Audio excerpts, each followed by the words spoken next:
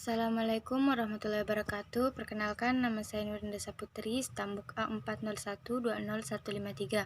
Pada video ini saya akan mereview materi pembelajaran saya dari materi 1 sampai materi 6 sebagai tugas mata kuliah konsep dasar sains. Materi pertama, hakikat sains. Apakah sebenarnya sains itu? Pengertian sains atau IPA mengalami perkembangan dari zaman ke zaman. Pada mulanya, sains merupakan pengetahuan biasa. Lambat laun, pengertiannya berubah menjadi pengetahuan yang rasional, lepas dari takhayul dan kepercayaan. Kemudian berkembang menjadi pengetahuan yang didapat dari metode ilmiah. Sains atau IPA memiliki empat unsur utama. Pertama, sikap. IPA memunculkan rasa ingin tahu tentang benda, fenomena alam, makhluk hidup, serta hubungan sebab akibat.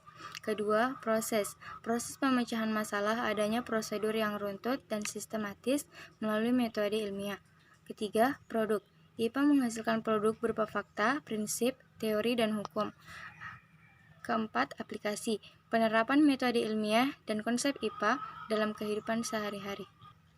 Jadi, hakikat sains atau ilmu pengetahuan alam adalah ilmu pengetahuan atau kumpulan konsep, prinsip, hukum, dan teori yang dibentuk melalui proses kreatif yang sistematis melalui inquiry yang dilanjutkan dengan proses observasi secara terus-menerus, merupakan suatu upaya manusia yang meliputi operasi mental, keterampilan, dan strategi memanipulasi dan menghitung, yang dapat diuji kembali kebenarannya, yang dilandasi dengan sikap keinginan, keteguhan hati, ketekunan yang dilakukan oleh individu untuk menyingkap rahasia alam semesta. Selanjutnya kita ke materi kedua, yaitu keanekaragaman makhluk hidup. Biodiversitas. Biodiversitas atau keanekaragaman biologi atau hayati adalah jumlah dari semua jenis binatang, tumbuhan, jamur, bakteri, dan organisme yang hidup di atas bumi dengan variasi habitat di mana mereka tinggal. Biodiversitas atau keanekaragaman hayati dalam pemanfaatannya mencakup semua bidang dari produksi makanan sampai ke riset medis.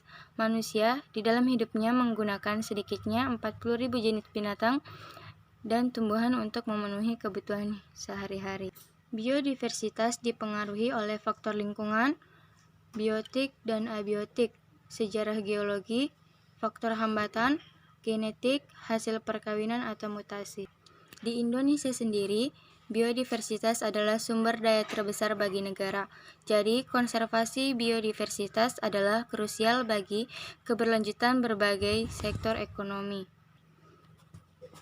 Luas Indonesia hanya 1,3% luas permukaan bumi, tetapi memiliki 10% jenis-jenis tumbuhan berbunga, 12% jenis mamalia, 16% jenis reptil dan amfibi, 17% jenis burung, 25% jenis ikan yang ada di bumi. Manfaat biodiversitas terbagi menjadi 3, yaitu manfaat ekologis, manfaat ekonomis, dan manfaat etika. Pentingnya sebuah nama untuk suatu organisme yaitu untuk komunikasi, sebagai pengenal dan penyimpan informasi.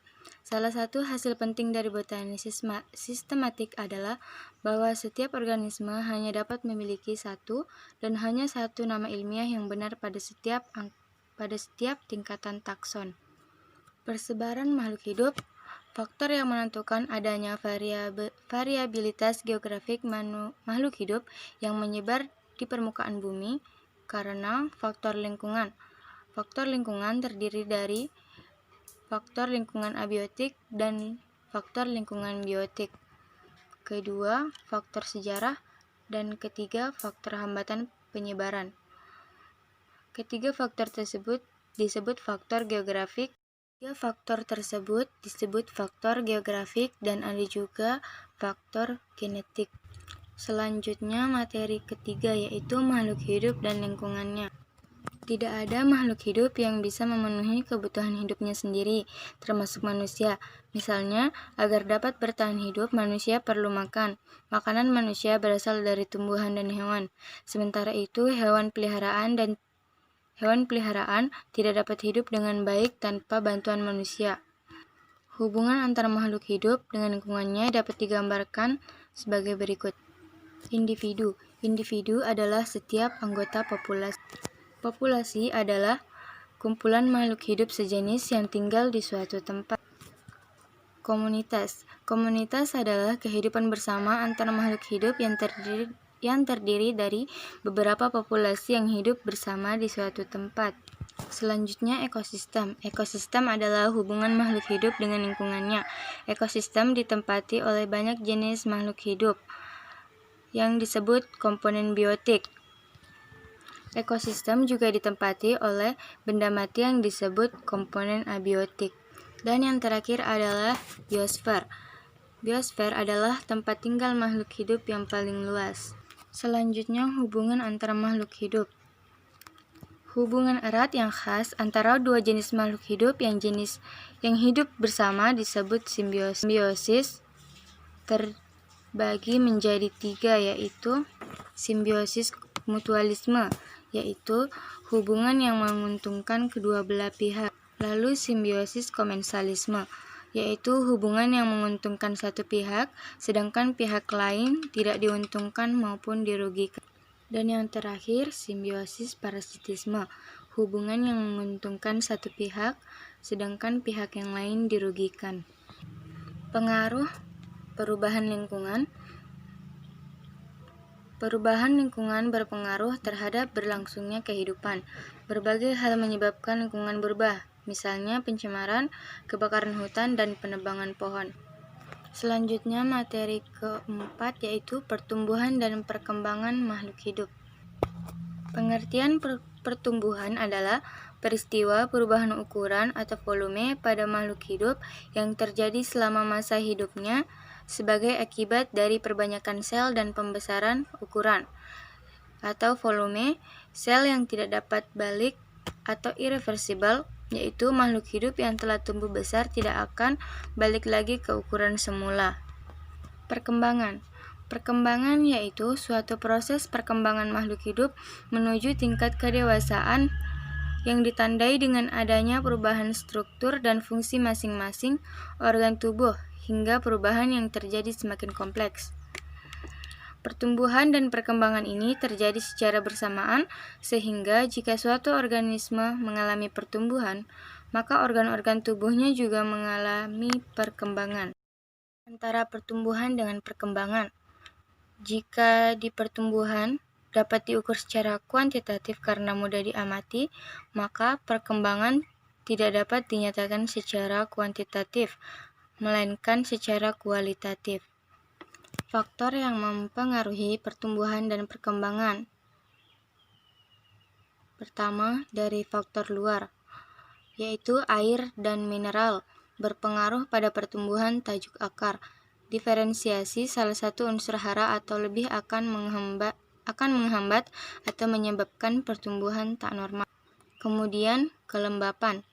Kelembapan yang tinggi akan membantu mempercepat pertumbuhan, seperti perkecambahan biji, pertumbuhan spora, jamur, dan suhu.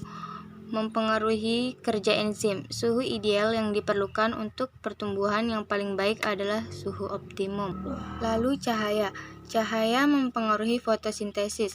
Secara umum merupakan faktor penghambat pertumbuhan. Etiolasi adalah pertumbuhan yang sangat cepat di tempat yang gelap. Fotoperiodisme adalah respon tumbuhan terhadap intensitas cahaya dan panjang penyinaran. Yang kedua, faktor dalam. Faktor yang berasal dari individu tersebut. Misalnya, faktor hereditas.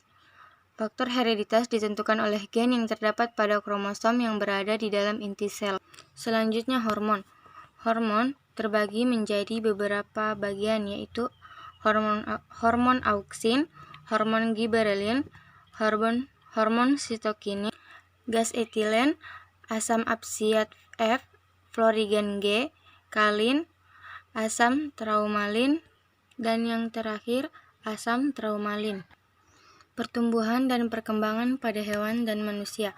Pertumbuhan dan perkembangan pada hewan dimulai dari zigot yang merupakan hasil peleburan antara spermatozoid dengan ovum.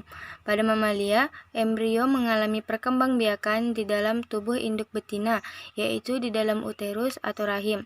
Suplai makanan, oksigen, dan pertukaran zat yang diperlukan untuk perkembangan embrio berasal dari plasenta. Plasenta terletak di dalam uterus dan terlindung oleh lapisan allantois, korion, dan amnion. Pada beberapa hewan yang bersifat ovipar, perkembangan embrio terjadi di dalam cangkang telurnya. Pertumbuhan dan perkembangan hewan dipengaruhi oleh faktor internal, yaitu gen dan hormon, sedangkan faktor eksternal yaitu makanan, oksigen, aktivitas, dan cahaya matahari. Perkembangan pada manusia pada masa balita dan anak-anak. Selama 4 minggu pertama setelah bayi dilahirkan, bayi mulai belajar menyesuaikan hidup di lingkungan yang baru. Masa bayi terlewati pada usia 12 bulan dan digantikan dengan masa anak-anak.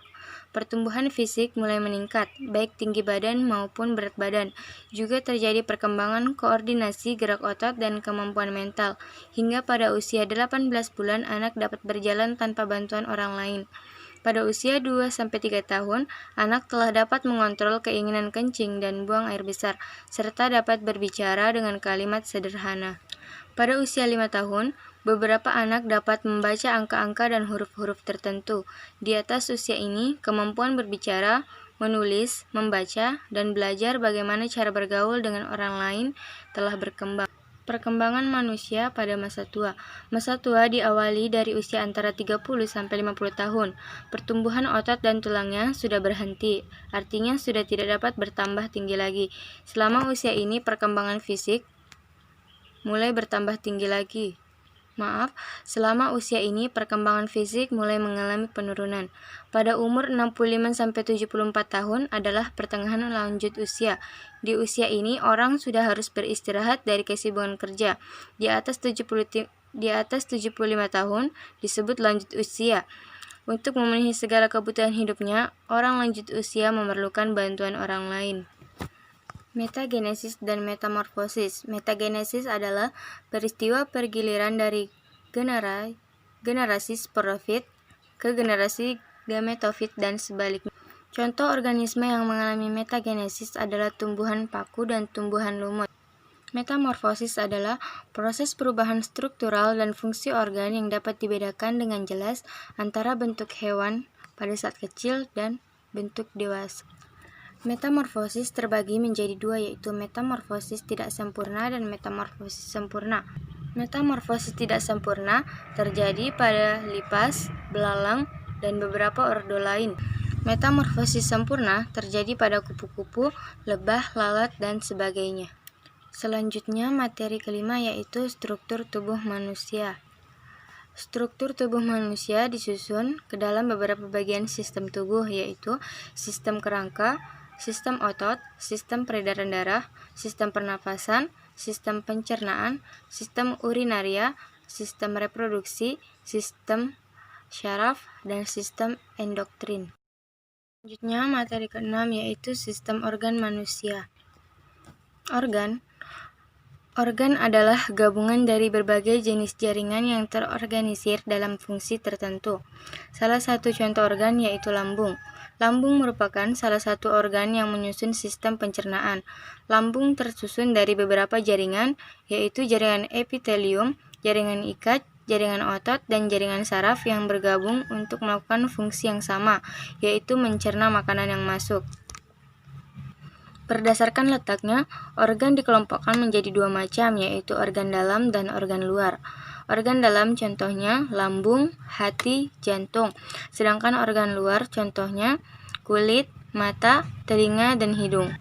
Sistem organ. Sistem organ merupakan bentuk kerjasama antara organ untuk melakukan fungsi-fungsi tertentu sehingga proses yang berlangsung di dalam tubuh suatu organisme dapat berjalan dengan baik sesuai aktivitas hidup organisme yang bersangkutan. Dalam melaksanakan kerjasama ini, setiap organ tidak bekerja sendiri, melainkan organ-organ saling bergantung dan saling mempengaruhi satu sama lainnya. Sistem organ tubuh manusia dapat dapat dikelompokkan menjadi 9, yaitu 1. Sistem rangka manusia, 2. Sistem otot, 3. Sistem pencernaan, 4. Sistem pernafasan, 5. Sistem syaraf, 6. Sistem endokrin, 7. Sistem reproduksi, 8. Sistem ekskresi maksud saya, dan 9. Sistem sirkulasi. Demikian video saya mengenai review materi pembelajaran dari materi 1 sampai 6 untuk mata kuliah konsep dasar sains SD sebagai tugas MIT. Kurang dan lebihnya mohon dimaafkan. Wassalamualaikum warahmatullahi wabarakatuh.